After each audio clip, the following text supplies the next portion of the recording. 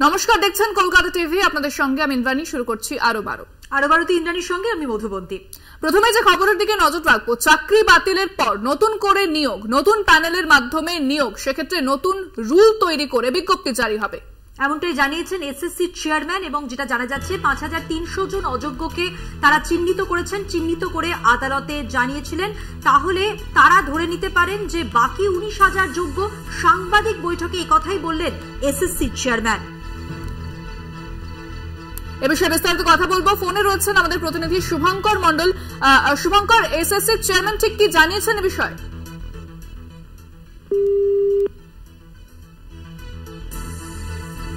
যে খবরের দিকে নজর রেখেছি আরো একবার জানাবো। আমরা শুনলাম কিছুক্ষণ আগে সাংবাদিকদের মুখোমুখি হয়েছিলেন এসএসসি চেয়ারম্যান। তিনি বলেছেন যে চাকরি বাতিলের পর নতুন করে নিয়োগ এবং হাইকোর্টে নতুন প্যানেলের মাধ্যমে নিয়োগ, যে তথ্য দেওয়া হয়েছিল, নতুন রুল তৈরি করে বিজ্ঞপ্তি জারি হবে, এমনটাই কিন্তু তিনি জানিয়েছেন।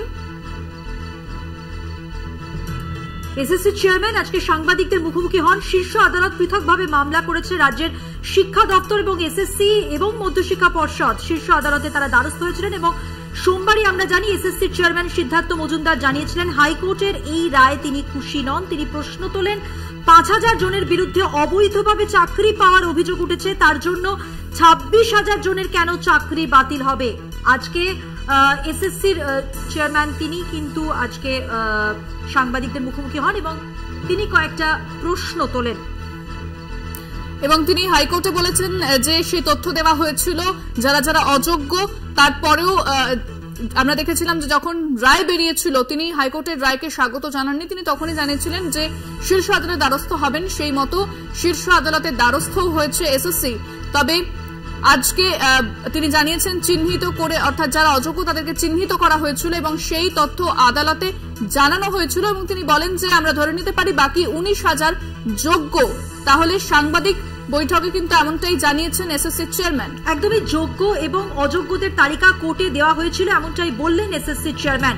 হাইকোর্টের চাকরি বাতিলের নির্দেশের বিরুদ্ধে আমরা জানি বুধবার সুপ্রিম কোর্টে স্পেশাল লিভ পিটিশন দাখিল করেছে এসএসসি। উচ্চ আদালতের নির্দেশকে চ্যালেঞ্জ করে শীর্ষ আদালতে গিয়েছে রাজ্য সরকারও এবং আজ সাংবাদিকদের মুখোমুখি হয়েছিলেন এসএসসি চেয়ারম্যান। পাশাপাশি এটাও খবর এসেছিল যে যারা চাকরি হারিয়েছেন তারাও শীর্ষ আদালতে যাওয়ার প্রস্তুতি শুরু করে দিয়েছিলেন। তবে এসএসসি চেয়ারম্যান আজ জানান চাকরি বাতিলের পর নতুন করে নিয়োগ, নতুন প্যানেলের মাধ্যমে নিয়োগ করা হয়েছিল এবং যারা অযোগ্য তাদের সেই তালিকা আদালতকে জানানো হয়েছিল, এমনটা কিন্তু সাংবাদিকদের মুখোমুখি হয়ে জানিয়েছেন এসএসসি চেয়ারম্যান।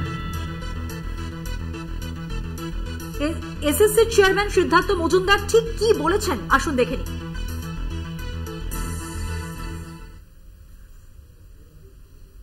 দিলাম বাকিরা যোগ্য, আপাতত যা তথ্য আছে আমাদের কাছে ধরে নেওয়া যেতে পারে আপাতত। কিন্তু নতুন তথ্য যদি আসে, কিছু কোনো ভুল ভ্রান্তি হয়ে থাকে, কোনো ভুল বাকিদের ক্ষেত্রে নেই, এটা আমি কখনো বলবো না। এরকম কেউ সার্টিফিকেট দিতে পারে না। আমরা আমাদের কাছে এই এতদিনের তদন্তের ফলে যা তথ্য উঠে এসেছে, মানে কংক্রিট একদম, যেটা আমাদের ডকুমেন্ট দিয়ে আমরা ভেরিফাই করতে পেরেছি, তাদের ক্ষেত্রে আমরা যেটা ভেরিফাই করে যেটা আদালতকে জানিয়েছি, যেগুলো বিচারাধীন ছিল, যেগুলো বিচার্য বিষয় ছিল, সেগুলোর ব্যাপারে যখন যখন আমাদের কাছে রিপোর্ট চাওয়া হয়েছে আমরা রিপোর্ট দিয়েছি। তার ভিত্তিতে এই রিপোর্টটা একটা পূর্ণাঙ্গ একটা কোলেক্ট করে আমরা দিলাম। এর বাইরে সবাইকে নিয়ে মানে সার্টিফাই করে দেব এটা আমরা পারবো না। মহামান্য আদালত, অনারেবল কোর্টের প্রেরোগেটিভ, তিনি সন্তুষ্ট হননি অবশ্যই, কারণ যখন অবজারভেশন আছে, পর্যবেক্ষণ আছে, যে আরো সহযোগিতা উনি প্রত্যাশা করেছিলেন। আই রেসপেক্ট কোর্টস ভিউ, কিছু বলবার নেই। কিন্তু বিভিন্ন জায়গায় বিভিন্ন যে প্রচার হচ্ছে, যে বলছেন অনেকে যে এসএসসি কোনো তথ্য দেয়নি, সেই কথাটা ঠিক নয়। অর্থাৎ আমরা এই তথ্যগুলো দিয়েছিলাম।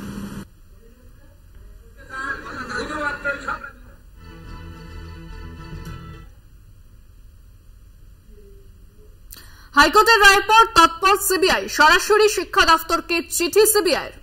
প্রাথমিকের অযোগ্যদের তালিকা জানতে চেয়ে চিঠি। এর আগে আমরা জানি যখন হাইকোর্টের রায়দান হয় এসএসসি নিয়ে 2016 পুরো প্যানেল নিয়োগ প্রক্রিয়ায় বাতিল হয়, সেই সময় কিন্তু এই নির্দেশও ছিল যে সিবিআই কিন্তু তদন্ত আরো চালাতে পারে, অর্থাৎ ফার্দার কোনো তদন্ত করার থাকলে, কোনো ইনভেস্টিগেশন থাকলে সিবিআই চালাতে পারে। এবং তার সঙ্গে এটাও নির্দেশ দেওয়া হয় সিবিআই যে কোনো ব্যক্তিকে তারা যদি মনে করেন তারা কিন্তু তাদের হেফাজতে নিতে পারেন, জিজ্ঞাসাবাদ করতে পারেন, এবং তারপরেই কিন্তু তৎপর হয়েছে সিবিআই। সিবিআই তৎপরতা, সরাসরি শিক্ষা দপ্তরকে চিঠি সিবিআই। এবার হাইকোর্টের রায়ের পর যেরকম হাইকোর্টের তরফ থেকে নির্দেশ ছিল যে সিবিআই যে কাউকে প্যানেলের সঙ্গে যুক্ত তাদেরকে ডাকতে পারে এবং হেফাজতে নিয়ে জিজ্ঞাসাবাদ করতে পারে, এবং এই তদন্ত যে চলবে সেটাও কিন্তু সেই বিষয়টা স্পষ্ট করে জানানো হয়েছিল। এরপরে শিক্ষা দপ্তরকে সিবিআই চিঠি, সিবিআই শিক্ষা দপ্তরকে চিঠি দিয়েছে এবং অযোগ্যদের তালিকা জানতে চেয়ে এই চিঠি দেওয়া হয়েছে সিবিআই তরফ থেকে। এই যে প্রাথমিকে অযোগ্যদের তালিকা জানতে চেয়ে শিক্ষা দপ্তরকে চিঠি সিবিআই এর এই তৎপরতা কিন্তু ওই রায়দানের পরই, অর্থাৎ সোমবার যে রায়দান হয় এসএসসি কে ঘিরে, অর্থাৎ 2016 সালের সেই প্যানেল যা বাতিল হয়েছে, নিয়োগ প্রক্রিয়া বাতিল হয়েছে, সেই সময় রায়দানের সঙ্গে সঙ্গে এই নির্দেশও আসে সিবিআই এর জন্য।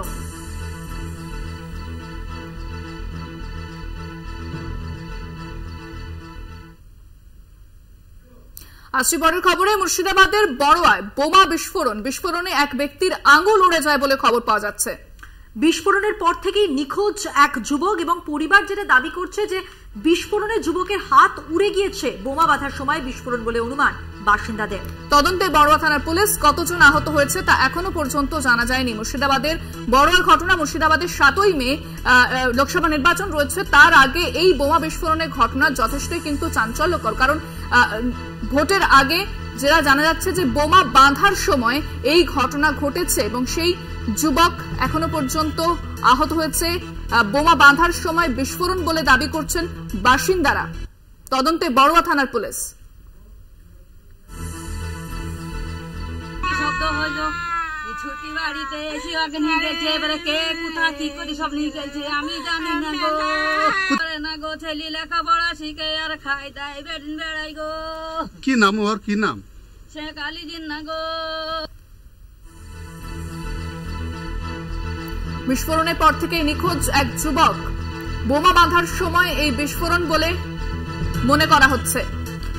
অভিজিৎ ঘোষ আমাদের প্রতিনিধি এই মুহূর্তে টেলিফোন লাইনে রয়েছেন, কথা বলবো অভিজিতের সঙ্গে। অভিজিৎ, পুলিশ সূত্রে এখনো পর্যন্ত কি জানা যাচ্ছে?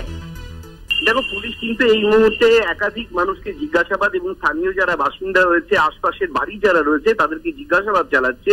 অর্থাৎ গতকাল রাত্রে দেখো যে গ্রামের মধ্যে যেহেতু ঘটনা ঘটেছে, অনেকে গ্রামের মধ্যে যেহেতু পরিচিত লোক থাকতে পারে, তারা ওই ঘটনাস্থলে এসেছিল।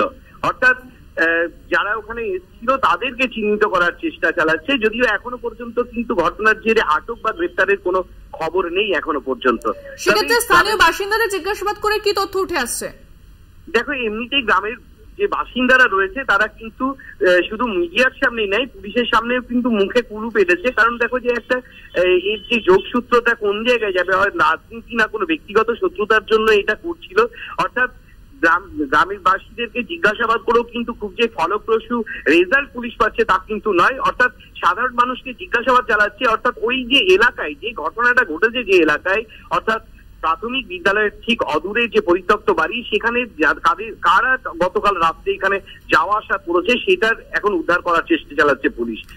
কি ঘটেছে যদি একটু স্পষ্ট করে বলো। দেখো, গতকাল রাত্রে কিন্তু বোমার বিস্ফোরণে কেঁপে ওঠে মোনাইকান্দা গ্রাম। যে ঘটনাটা ঘটেছে, এই বোমা যেটা প্রাথমিক তদন্তে পুলিশ এবং স্থানীয় বাসিন্দাদের অনুমান যে সেখানে বোমা বাঁধতে গিয়ে এই বিস্ফোরণ ঘটে। যে ঘটনায় কিন্তু একটা যুবক, ওই গ্রামেরই যুবক, সে এখনো পর্যন্ত নিখোঁজ রয়েছে। ঘটনার পর থেকে তার দুটো হাত উড়ে গিয়েছে বোমার বিস্ফোরণে, এমনটাই দাবি তার পরিবারের লোকজনের। এছাড়াও কিন্তু একাধিক মানুষজন রয়েছে যারা আক্রান্ত হয়েছে, আহত হয়েছে। যে ঘটনাটাই কিন্তু আতঙ্ক সৃষ্টি হয়েছে এলাকায়। সেক্ষেত্রে কি ওই এলাকাতে বোমা বাঁধার কাজ হতো, এই বিষয়ে কি স্থানীয় বাসিন্দারা স্পষ্ট করে কিছু বলছেন?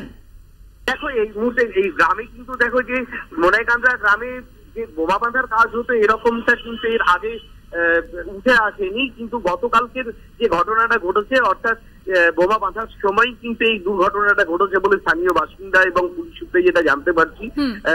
এই মুহূর্তে কিন্তু দেখো যে জেলার সর্বত্রই কিন্তু প্রতিনিয়তই যে নির্বাচনের আগে যে পুলিশি প্রক্রিয়া চলে, সেক্ষেত্রে কিন্তু একাধিক জায়গা থেকে আগ্নেয়াস্ত্র বোমা উদ্ধারের ঘটনা কিন্তু এখন রোজ নামতে হয়ে দাঁড়িয়েছে মুর্শিদাবাদের। তবে গতকালকের ঘটনাটা একদমই ব্যতিক্রম, কারণ হচ্ছে যে বোমা বাঁধার সময় এই বিস্ফোরণ ঘটেছে বলে স্থানীয় বাসিন্দাদের দাবি, কারণ একসঙ্গে একাধিক বোমা বিস্ফোরণ ঘটেছে, যার ফলে কিন্তু এই তীব্র একটা বিস্ফোরণের তীব্রতাটা এত বেশি, এমনটাই জানাচ্ছে স্থানীয় বাসিন্দারা।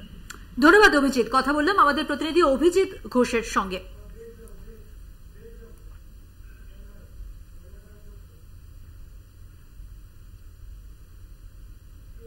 এখন সময় একটা বিরতির, সঙ্গে থাকুন।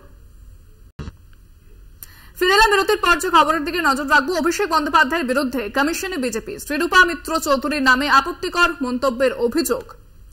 ডিজির কাছে রিপোর্ট চেয়েছে জাতীয় মহিলা কমিশন, এবার কমিশনও পদক্ষেপ নিক এমনটাই দাবি করা হয়েছে বিজেপির পক্ষ থেকে।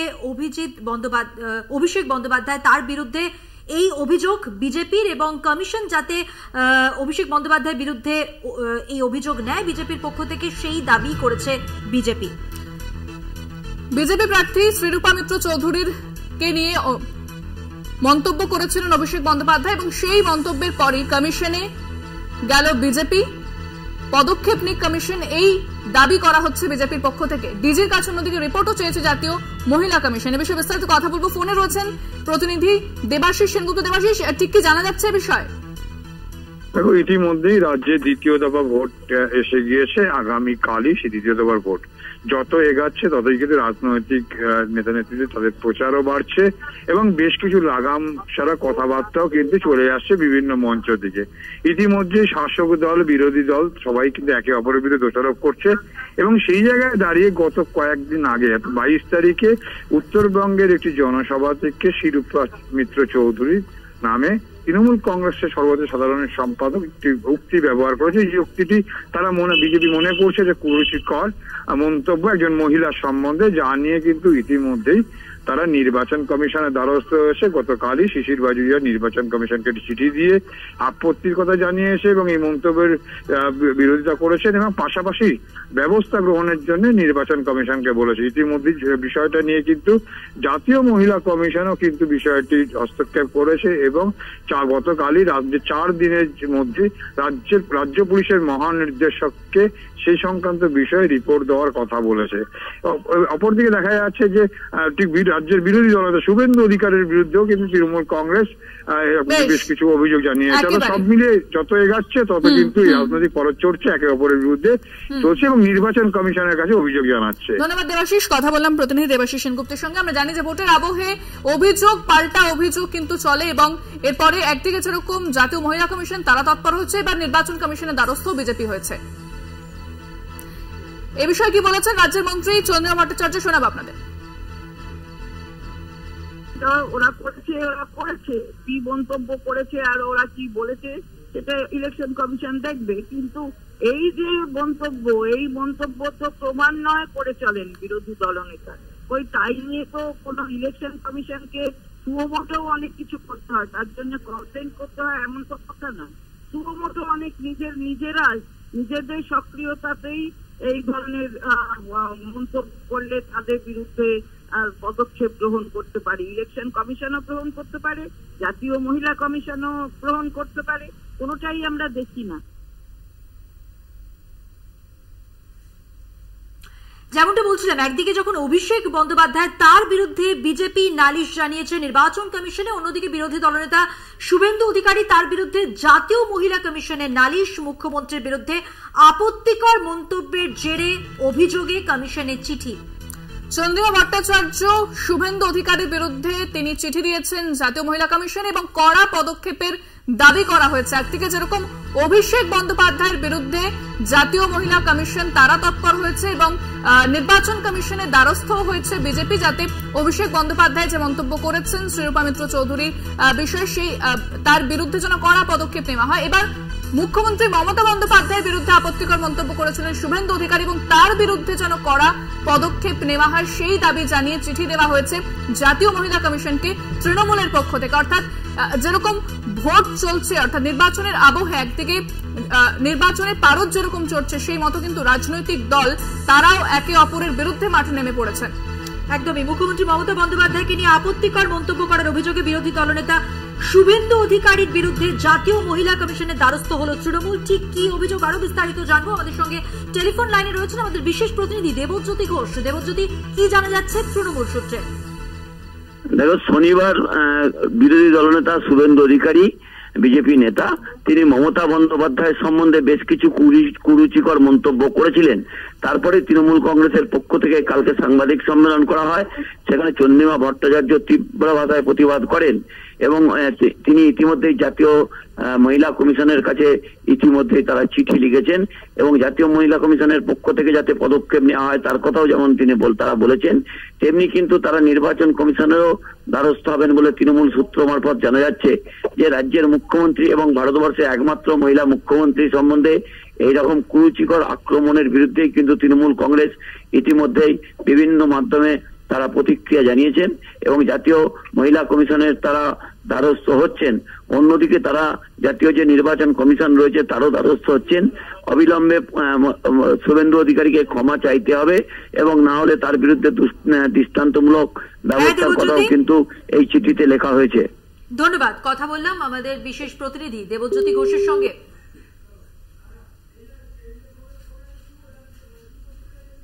প্রতিক্রিয়ায় মন্ত্রী চন্দ্রিমা ভট্টাচার্য কি বলছেন শুনুন একবার। বারবার আমরা দেখেছি যে বিরোধী দলনেতা বিভিন্ন কুরুচিকর মন্তব্য আমাদের নেত্রী, সর্বোচ্চ নেত্রী এবং রাজ্যের মুখ্যমন্ত্রী, তিনি সারা ভারতবর্ষের একমাত্র মহিলা মুখ্যমন্ত্রী, তার বিরুদ্ধে করে চলেছেন এবং বিভিন্ন সময়ে বিভিন্ন সভায় নানান কথা বলেন যেগুলো বলার অযোগ্য এবং সেখানে আমরা দেখি না যে কোনো সক্রিয় ভূমিকা গ্রহণ করে জাতীয় মহিলা কমিশন। এখানে অনেক ঘটনায় জাতীয় মহিলা কমিশন তাদের অতি সক্রিয়তা দেখিয়েছে, কিন্তু যখন বিরোধী দলনেতা এই ধরনের আক্রমণ একজন মহিলা মুখ্যমন্ত্রীর প্রতি করেন তখন কিন্তু আমরা এদের সক্রিয়তা দেখি না। তাই এই মন্তব্যগুলোর বিরুদ্ধে রিপোর্ট চেয়ে পাঠান, এটা আমরা আবেদন করেছি জাতীয় মহিলা কমিশনের কাছে। বিরোধী দলনেতার এই আপত্তিকর মন্তব্য শুধুমাত্র যে মহিলা মুখ্যমন্ত্রীর প্রতি অপমান সূচক তা নয়, সমস্ত মহিলা সমাজের প্রতি অসম্মান সূচক, এই বিষয়ে কোনো সন্দেহ নেই। শুক্রবার দ্বিতীয় দফার ভোট। দার্জিলিং, রায়গঞ্জ, বালুরঘাট কেন্দ্রে ভোট রয়েছে। 3টি কেন্দ্র, সেখানে মোট বুথ 5298। ডিসিআরসিতে ভোট কর্মীদের তৎপরতা ইতিমধ্যেই শুরু হয়ে গেছে। প্রস্তুতির ছবি আপনাদের দেখাবো কিছুক্ষণের মধ্যেই। দার্জিলিং এ কেন্দ্রীয় বাহিনী 88 কোম্পানি, রায়গঞ্জে কেন্দ্রীয় বাহিনী 111 কোম্পানি, বালুরঘাটে কেন্দ্রীয় বাহিনী 73 কোম্পানি এবং স্পর্শকাতর বুথ চিহ্নিত করে সেই মতো কেন্দ্রীয় বাহিনী মোতায়েন করা হয়েছে। ইতিমধ্যেই কিন্তু ভোট কর্মীরা তারা পৌঁছে গিয়েছেন এই 3 কেন্দ্রে। দার্জিলিং, রায়গঞ্জ, বালুরঘাট কেন্দ্রে ভোট রয়েছে। বাড়তি নজরদারি নির্বাচন কমিশনের এবং প্রত্যেকটি বুথে যে ওয়েবকাস্টিং থাকবে সেটাও কিন্তু নির্বাচন কমিশনের পক্ষ থেকে বলা হয়েছে। এই নির্বাচনকে কেন্দ্র করে বিশেষ নিরাপত্তা ব্যবস্থাও করা হচ্ছে। লোকসভা নির্বাচনের দ্বিতীয় দফা আগামীকাল 26 এপ্রিল, আর এর মধ্যেই দ্বিতীয় দফায় কেন্দ্রীয় বাহিনী বাড়ানোর সিদ্ধান্ত যেমন নিয়েছে নির্বাচন কমিশন, আজ থেকে কিন্তু তৎপরতা চোখে পড়ছে এলাকায়। কথা বলবো, আমাদের সঙ্গে টেলিফোন লাইনে রয়েছেন আমাদের প্রতিনিধি রীনা কুমার। রীনা, দ্বিতীয় দফার ভোটের প্রস্তুতিতে কি ছবি দেখছো? একেবারে দেখো, প্রথম দফার নির্বাচন শেষে আগামীকালই কিন্তু 26 এপ্রিল রয়েছে দ্বিতীয় দফার নির্বাচন, যেখানে কিন্তু আগামীকাল রাজ্যের 3টি জেলা অর্থাৎ রায়গঞ্জ, বালুরঘাট ও দার্জিলিং জেলায় 3টি লোকসভা কেন্দ্রে কিন্তু নির্বাচন রয়েছে এবং ইতিমধ্যে কিন্তু যে সমতলে রয়েছে সেখানে কিন্তু শিলিগুড়িতে দার্জিলিং জেলার যে ডিসিআরসি করা হয়েছে সমতলে, তা কিন্তু শিলিগুড়ি কলেজে এবং ইতিমধ্যে সেখান থেকে কিন্তু ভোট কর্মীরা তারা কিন্তু বেরোতে শুরু করেছে। তারা বিভিন্ন ভোট কেন্দ্রগুলো রয়েছে সেখানে পৌঁছাতে শুরু করেছে। ইতিমধ্যে ডিসিআরসি গুলোতে কিন্তু তৎপরতা রয়েছে ভোট কর্মীদের মধ্যে এবং এখনো অব্দি কিন্তু জানা গেছে যে ভোটার সংখ্যা রয়েছে দার্জিলিং লোকসভা কেন্দ্রে, সেখানে কিন্তু পুরুষ ভোটার রয়েছে 8,84,335 জন, সেখানে কিন্তু মহিলা ভোটারের সংখ্যা রয়েছে 8,81,368 জন। যে যে ভোট কেন্দ্র রয়েছে তার সংখ্যা কিন্তু রয়েছে দার্জিলিং লোকসভা কেন্দ্রে 1999টি। তার মধ্যে কিন্তু জানা গেছে 58টি বুথ মহিলা কর্মী তারা পরিচালিত করা হবে এবং সেক্ষেত্রে কিন্তু যে 1999টি যে বুথ কেন্দ্র রয়েছে তার মধ্যে কিন্তু শিলিগুড়ি অর্থাৎ সমতলের ক্ষেত্রে কিন্তু শিলিগুড়িতে 254টি ভোট কেন্দ্র রয়েছে এবং ইতিমধ্যে কিন্তু জানা গেছে যে আগামীকাল কিন্তু সকাল 7টা থেকে ভোটদান পর্ব শুরু হবে, যা কিন্তু সন্ধ্যা 6টা পর্যন্ত চলবে। এবং যেটা জানালাম যে বিসিআরসি করা হচ্ছে শিলিগুড়ি সমতলে, সেখানে কিন্তু শিলিগুড়ি কলেজে সেই বিসিআরসি করা হচ্ছে এবং সকাল থেকে যে ভোট কর্মীরা তারা কিন্তু বিভিন্ন কেন্দ্রগুলো রয়েছে সেখানে কিন্তু যেতে শুরু করেছে এবং তাদের মধ্যে কিন্তু যে তথ্যটা তা কিন্তু অনেকটাই রয়েছে। ধন্যবাদ রিনা। কথা বললাম আমাদের প্রতিনিধি রিনা কুমারের সঙ্গে। দার্জিলিং লোকসভা কেন্দ্র সেখানে 88 কোম্পানি কেন্দ্রীয় বাহিনী, রায়গঞ্জ লোকসভা কেন্দ্র সেখানে থাকবে 111 কোম্পানি এবং বালুরঘাট সেখানে কেন্দ্রীয় বাহিনী থাকবে 73 কোম্পানি।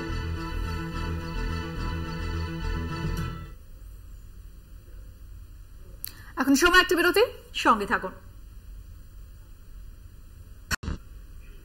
ফিরে এলাম বিরতির পর। ইন্দ্রাণী, কিছুক্ষণ আগে মুর্শিদাবাদের বড়োয়ার যে বিস্ফোরণের খবরে আমরা নজর রেখেছিলাম, সেই বিস্ফোরণের রিপোর্ট তলব করল নির্বাচন কমিশন।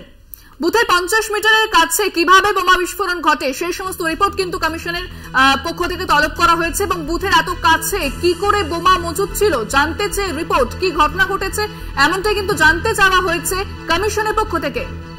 মিডিয়া মনিটরিং সিস্টেমের মাধ্যমে নোট নিল কমিশন। কমিশন রিপোর্ট চেয়েছে, এত কাছে কেন বোমা ছিল বুথের জানতে চেয়েছে কমিশন এবং কিভাবে ঘটেছে এই ঘটনা সবিস্তারে জানতে চেয়েছে কমিশন।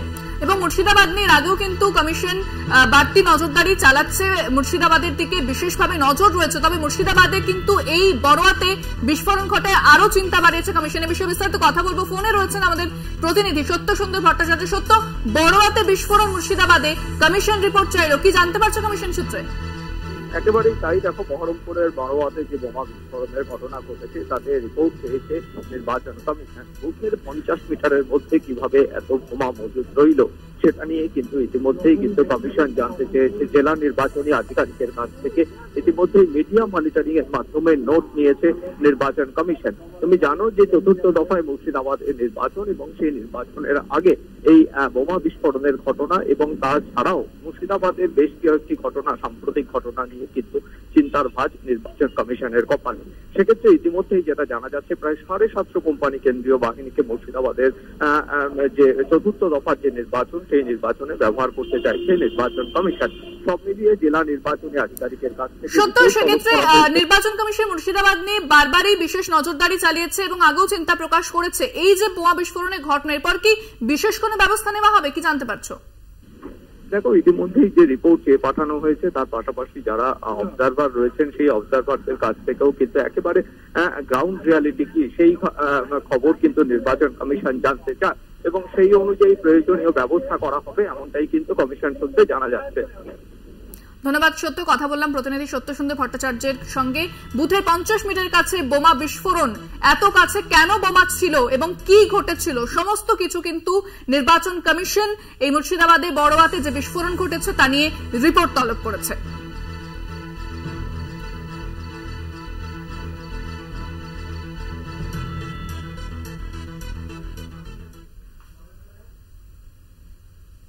আর এবার যে খবরে নজর রাখবো, চাকরি বাতিলের পর নতুন করে নিয়োগ, নতুন প্যানেলের মাধ্যমে নিয়োগ। সেক্ষেত্রে নতুন রুল তৈরি করে বিজ্ঞপ্তি জারি হবে জানিয়েছেন এসএসসি চেয়ারম্যান। 5300 জন অযোগ্যকে আমরা চিহ্নিত করেছি, চিহ্নিত করে আদালতে জানিয়েছিলাম। আর কি জানিয়েছেন কলকাতা টিভির মুখোমুখি হয়ে এসএসসি চেয়ারম্যান, আসুন শুনে নিই সরাসরি।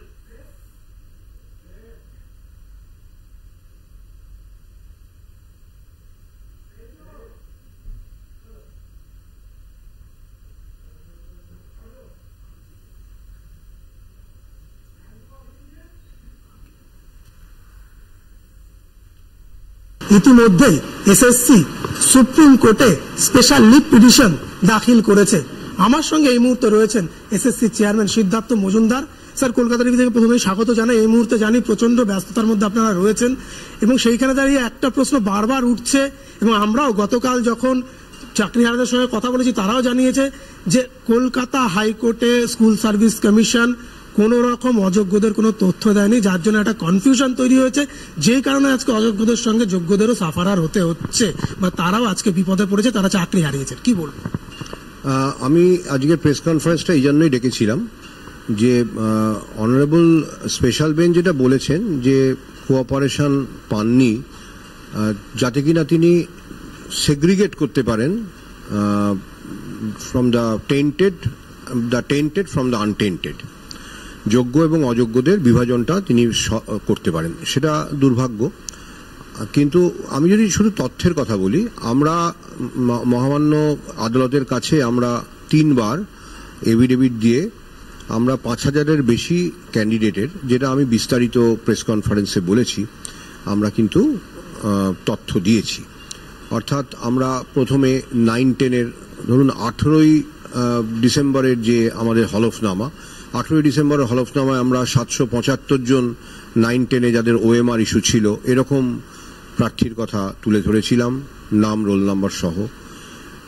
20শে ডিসেম্বরে আমরা আবার একটা 4টে সেক্টরেরই একটা পূর্ণাঙ্গ তালিকা দিই, তাতে আরও 33 জন OMR ইস্যু যাদের সুপারিশপত্র তখনও বাতিল করা হয়নি 9-10-এর, 183 জন যাদের র্যাঙ্ক জাম্পিং আছে 9-10-এর, 771 জন যাদের OMR ইস্যু আছে 11-12, 39 জন যাদের র্যাঙ্ক জাম্পিং ইস্যু আছে 11-12, নাম রোল নাম্বার সহ পেশ করি।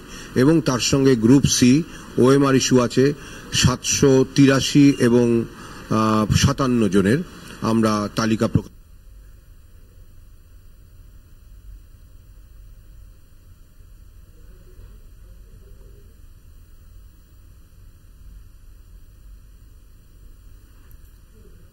আপনারা শুনলেন এই মুহূর্তে কলকাতা টিভির মুখোমুখি এসএসসির চেয়ারম্যান, এবং তিনি বলছেন যে অভিযোগটা বারবার উঠছিল, কিছু ব্যাখ্যা দেওয়া দরকার। এবং 20শে ডিসেম্বরে আমরা আরেকটাও দিয়েছিলাম, যেটাও বলে রাখা ভালো, সেটা কিন্তু কোনো বিচারাধীন বিষয় সে অর্থে ছিল না, তদন্তাধীন নয়, বা সেটা নিয়ে কোনো অ্যাডভার্স মামলাও যে হয়েছে সেরকম নয়, স্বতঃপ্রণোদিত হয়ে আমরা দিয়েছি। সেটা হচ্ছে যে 184 জনকে ডাকা হয়েছিল, তার মধ্যে 127 জন 3রা আগস্ট 2020-তে এসেছিলেন, যেটা পোস্ট এক্সপায়ারি। পোস্ট এক্সপায়ারিটা কিন্তু ব্যতিক্রমী, মানে নিয়ম নয় এক্সপায়ারির পরে কাউকে রেকমেন্ডেশন দেওয়া। হ্যাঁ, সেটা সেই কারণে অবশ্যই নিয়ম বহির্ভূত। কিন্তু এখানে একটা বলবার ছিল এসএসসির যে হয়তো সঠিক সময় করতে পারেনি, কিন্তু এটা স্ট্রিক্টলি অন মেরিট। যেহেতু তারা মেরিটে পেয়েছেন কিন্তু পোস্ট এক্সপায়ারি, এটা আমি স্বতঃপ্রণোদিত হয়ে অনারেবল কোর্টের নজরে আনি। এবারে কোর্ট যা ভিউ নেবেন। তবে আমার মনে হয় যে শুধু এটুকু বলে ছেড়ে দিলে হয়তো তাদের প্রতি একটা অবিচার করা হবে, যেটা যে অন্যান্য কোর্টও দেখেছেন ব্যাপারটাকে, তার জন্য আমরা পরবর্তী এফিডেভিটে এটাও যোগ করি যে এই জাতীয় বিভিন্ন যারা SMS পেয়ে আসেননি, এরকম পরবর্তীকালে তারা মামলা করেছেন, এবং খুব সম্প্রতি আগস্ট মাসে 23 সালের আগস্ট মাসে একটি মামলায় বা 2টি মামলায় 2 জনকে মহামান্য বিচারপতি শ্রী বিশ্বজিৎ বসু সুপারিশের নির্দেশ দেন। অর্থাৎ পোস্ট এক্সপায়ারি সব জেনেই যেহেতু মেরিটটা একদম কারেক্ট ছিল সেহেতু উনি দেন। তো এটা আমরা মহামান্য স্পেশাল বেঞ্চের গোচরে আনি। এবং এছাড়া আমরা আরো 2টো র্যাঙ্ক জাম্পিং 9-10-এর ক্ষেত্রে, একটা 11-12-এর ক্ষেত্রে OMR ইস্যু চিহ্নিত করি, সেই তথ্য আমরা অনারেবল কোর্টের কাছে পেশ করি। এছাড়া আমরা যেটা দিই সেটা হচ্ছে যে 2021 সালে এবং 22 সালের গোড়ার দিকে 2টি মামলার ক্ষেত্রে, একটি গ্রুপ সি একটি group D, honourable justice Abhijit Gangopadhyay মোট 350 এবং 573 জনের মানে চাকরি, তাদের স্যালারি স্টপের নির্দেশ দেন, এবং সেইগুলো ডিআইকে তারা মানে তিনি নির্দেশ দেন। প্রথম যে একটা নির্দেশ ছিল 21 সালে, সেটাতে আমাদের বলেন ডিআইকে চিঠি লিখতে, তারপরে হয়তো মানে পুরোটা হয়নি, সেজন্য তিনি ডিআইদের সরাসরি নির্দেশ দেন। তিনি নির্দেশটা আমাদের ওয়েবসাইটে আপলোড করে দিতে বলেন। আমরা ডিআইদের কাছে আগে যে চিঠি পাঠিয়েছিলাম সেই চিঠিগুলো আমরা দিয়ে দিই, এই হলফনামার সঙ্গে দিয়ে দিই, এবং অনারেবল জাস্টিস গঙ্গোপাধ্যায়ের যে অর্ডার সেটাও আমরা দিয়ে দিই, যাতে পুরো ব্যাপারটা সবার কাছে আবার সবাই জানেন। কারণ এই মামলাগুলো সবই বহুদিন ধরে চলা মামলা, এবং একটি মামলা বা 2টি মামলা এখনো সুপ্রিম কোর্টে আছে যাদের ওই স্যালারি স্টপড হয়ে গেছে, কিন্তু তবুও জানানোটা আমাদের কর্তব্য। আমরা কোর্টের নজরে পুরো জিনিসটা আনি। এইবারে আমি যেটা প্রেস কনফারেন্সও বলেছি, অনারেবল কোর্ট যে পর্যবেক্ষণ করেছেন যে তিনি সহযোগিতা পাননি, I have to respect that. আমার কিচ্ছু বলবার নেই এ ব্যাপারে। আমার প্রেস কনফারেন্সটা ডাকার উদ্দেশ্য এটাই ছিল যে আপনাদের কাছ থেকে যা ফোনে খবর পাচ্ছি, আপনারাও ফোন করে যে আপনারা কি কিছু দেননি এমন জিজ্ঞাসা করছেন, আপনাদের মধ্যে বিভ্রান্তিটা যাতে দূর হয় এবং আপনাদের মাধ্যমে যাতে আরো 5 জনের মধ্যে বিভ্রান্তি দূর হয়, তার জন্যই দেওয়া। কেন কোর্ট এভাবে বলতো না কোর্টকে যে চূড়ান্ত অসহযোগিতা তারা পাচ্ছেন? বা আমি কোর্টের ভিউ নিয়ে আমি কোনো মন্তব্য করতে পারবো না। অনারেবল কোর্টের ভিউ নিয়ে আমি কোনো মন্তব্য করতে পারবো না। আপনাদের তরফ থেকে যা তথ্য দেওয়া সবটাই দেওয়া হয়েছিল বলে আপনি মানেন? দেখুন, আমি আমাদের তরফ থেকে যেটা কংক্রিট দিতে পারি সেটা আমরা দিয়েছি, যেটা আমাদের কাছে এক মুহূর্তে আছে দিয়েছি। এরপরে অনারেবল কোর্ট তাতে সন্তুষ্ট হননি, সেটা অন্য ব্যাপার, আমরা দিয়েছি। এবার আমাদের কাছে অন্যরকম কিছু তথ্য চাইলে আমরা নিশ্চয়ই চেষ্টা করে দেখতাম, বা যদি ভবিষ্যতেও অনারেবল সুপ্রিম কোর্ট কোনো তথ্য চান আমরা নিশ্চয়ই চেষ্টা করে দেখব। 5300 জনের যে কথা বলা হচ্ছে যারা অযোগ্য, এদের মধ্যে কি বেশিরভাগেরই চাকরির সুপারিশ বাতিল হয়েছে বা নিয়োগ বাতিল হয়েছে? এদের মধ্যে বেশিরভাগেরই মানে এখন তো সবারই হয়ে গেছে, কিন্তু এর আগেও বেশিরভাগেরই সুপারিশ বাতিল হয়ে গেছে। 11-12 কোনো সুপারিশ বাতিল হয়নি, কিন্তু গ্রুপ সি, গ্রুপ ডি, 9-10 এর ক্ষেত্রে মানে 775 এবং র্যাঙ্ক জাম্পিং এর ক্ষেত্রেও 122, 9-10 এর ক্ষেত্রে এগুলো বাতিল হওয়াই কিন্তু ছিল। তবে এগুলোর মানে প্রায় অনেকগুলোই আর কি এইসব বাতিলের অনেক ক্ষেত্রেই, বা স্যালারি স্টপেজ যাদের ছিল তাদের অনেক ক্ষেত্রেই মহামান্য সুপ্রিম কোর্ট স্টে দিয়েছেন, ফলে তারা চাকরি করছিলেন, আবার এই রায়ের ফলে তারা এখন আর চাকরি নিশ্চয়ই করতে পারছেন না। 23 লক্ষ যে ওএমআর শিটের কথা বলা হচ্ছে সেটা যদি থাকতো এসএসসির কাছে, তাহলে কি সত্যি যোগ্য অযোগ্যদের খুঁজে বার করা বা বাছাই করাটা সহজ হতো?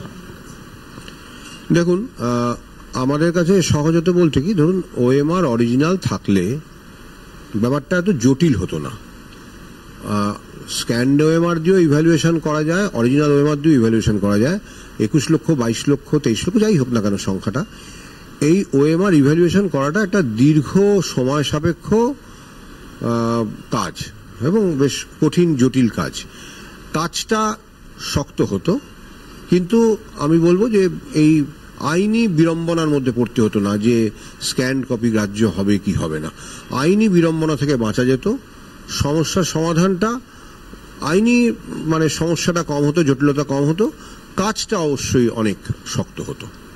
আপনারা তো সুপ্রিম কোর্টে স্পেশাল লিভ পিটিশন দাখিল করেছেন, কি আশা করছেন কবে থেকে? বিচারাধীন বিষয়। আমরা তো দেখুন, একটা মানুষ যখন এসএলপি দাখিল করে, একটা সংস্থা করে, তারা তো পজিটিভ রেজাল্টের জন্যই করে। সুতরাং এই ব্যাপারে কি বলবো, মানে up to honourable supreme court. আর ঠিক আছে, যে তথ্যগুলো আপনি আজকে সাংবাদিক বৈঠক বা আমাদের জানালেন, এর আগের দিনও জানিয়েছিলেন যে সব তথ্যই মোটামুটি আপনি হাইকোর্টকে জানিয়েছেন, সেগুলো কি যেটা বললাম সেগুলো সবই জানানো আছে? সেগুলো কি সুপ্রিম কোর্টে আপনারা একইভাবে থাকবে? সব কাগজপত্র তো সবই যাবে, অবশ্যই যাবে। প্রশ্ন যে এই মুহূর্তে যেখানে দাঁড়িয়ে রয়েছে, একটা সম্পূর্ণ 2016 নিয়োগ বাতিল হয়ে যাওয়া যারা যোগ্য প্রার্থী রয়েছে তারা এই মুহূর্তে রাস্তায় রয়েছে, তারা অবস্থানে বসছেন, তারা আন্দোলন করছেন, সুরাহা কোথায়, কিভাবে সমাধান? এটা দেখুন, আমি এটা এত বড় এত গভীর সমস্যা, এটা নিয়ে আমি আজকে কোনো মন্তব্য করতে পারবো না। সাবজুডিস বিষয়। আমি সুরাহার কথা বলে দিলে অনারেবল সুপ্রিম কোর্ট কি ভাববেন? হ্যাঁ, যে ইনি তো আগেই সুরাহার কথা বলে দিচ্ছেন, তো অনারেবল সুপ্রিম কোর্টের জন্য আমরা ছাড়ি ব্যাপারটা। ধন্যবাদ আপনাকে। আমাদের সঙ্গে এতক্ষণ ছিলেন স্কুল সার্ভিস কমিশনের চেয়ারম্যান সিদ্ধার্থ মজুমদার। তিনি জানিয়ে দিয়েছেন যে তিনি কিন্তু এর আগে যতবার আদালত বলেছে ততবারই কিন্তু বিভিন্ন তথ্য, বিশেষ করে অযোগ্যদের তথ্য তিনি আদালতে দিয়েছেন। হ্যাঁ, তবে সহযোগিতার কিছুটা অভাব ছিল বলে তিনিও জানিয়েছেন। তবে তথ্য যে দেওয়া হয়নি বা যেভাবে চাউর করা হচ্ছে যে তথ্য একেবারেই পায়নি আদালত, সেটা কিন্তু ঠিক নয়। এবং সুপ্রিম কোর্টে তারা যে স্পেশাল লিভ পিটিশন দাখিল করেছেন, সেখানেও এই অযোগ্যদের যাবতীয় তথ্য তারা তুলে ধরবেন। ক্যামেরায় আনন্দ চক্রবর্তীর সঙ্গে শুভঙ্কর মণ্ডল, কলকাতা টিভি। এখন সময় আরো একটা বিরতি। ফিরছি বিরতির পর, সঙ্গে থাকবেন।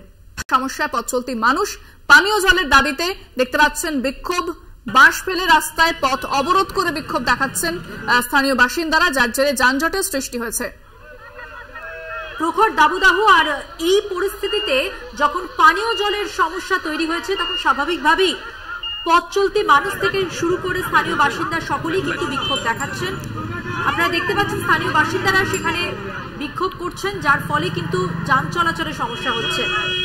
একেবারে রাস্তায় বাঁশ ফেলে রাস্তা আটকে দিয়েছেন তারা, যাতে কেউ যাতায়াত না করতে পারে, যার জন্য যানজটের সৃষ্টি হয়েছে। তবে যেভাবে গরম বেড়েছে, যতদিন না সমস্যা মিটবে ততদিনে অবরোধ চলবে বলে দাবি বাসিন্দাদের।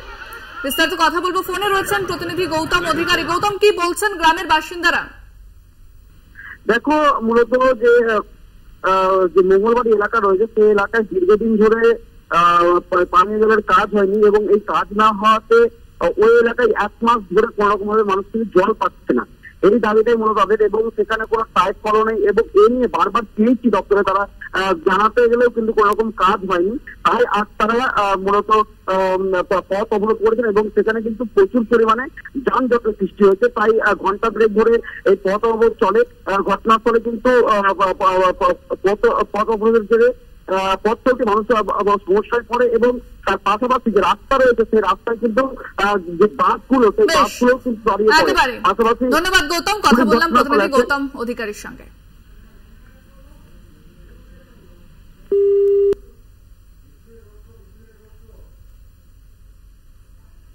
নির্বাচনী প্রচারে মিঠুন চক্রবর্তী, মুর্শিদাবাদের ছবি দেখাবো, যেখানে ভোট প্রচারে মিঠুন চক্রবর্তী গেলেন বিজেপি প্রার্থী গৌরী শঙ্কর ঘোষের সমর্থনে। প্রচার জিয়াগঞ্জে এবং রোড শো করেন মিঠুন চক্রবর্তী। যদিও আমরা যদি দেখি নির্বাচনের প্রথম থেকে যে খুব অ্যাক্টিভ ছিলেন মিঠুন চক্রবর্তী সেটা কিন্তু নয়, তবে এরপরে কিন্তু তিনি আবারও প্রচারে নেমে পড়েছেন।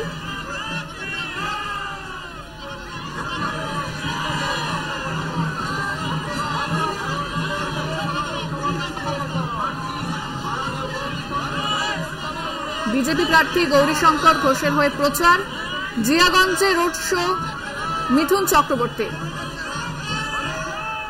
ফোনে রয়েছেন প্রতিনিধি কল্যাণ চন্দ্র। কল্যাণ, মিঠুন চক্রবর্তী তিনি রোড শো শুরু করেছেন জিয়াগঞ্জে। দেখো বন্ধুবান্ধী, সেটা হচ্ছে এখনো রোড শো চলছে।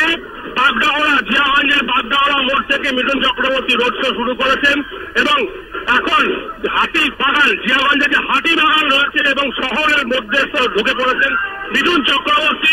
পাশে রয়েছেন তার গৌরীশঙ্কর ঘোষ, অর্থাৎ মুর্শিদাবাদ লোকসভার বিজেপি প্রার্থী।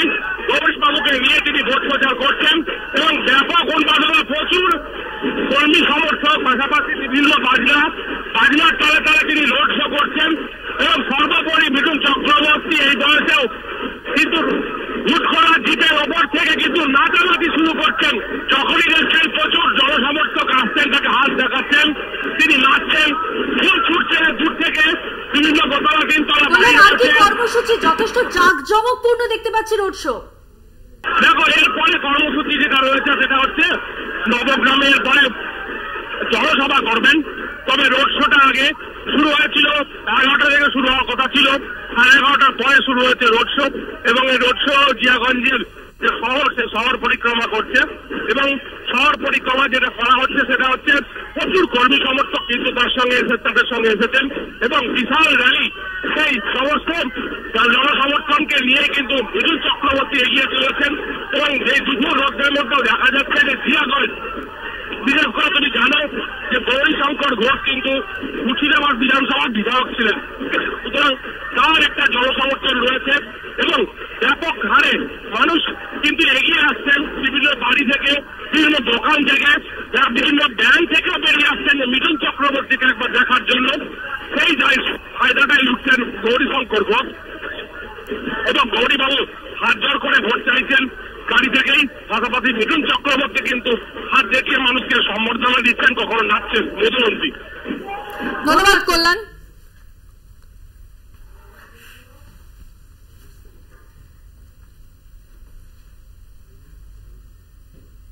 জিয়াগঞ্জে রোড শো, মহাগুরুর দেখছেন সেই ছবি। প্রার্থীর হয়ে প্রচারে মিঠুন চক্রবর্তী জিয়াগঞ্জে, এরপর নয়াগ্রামে তার কর্মসূচি রয়েছে।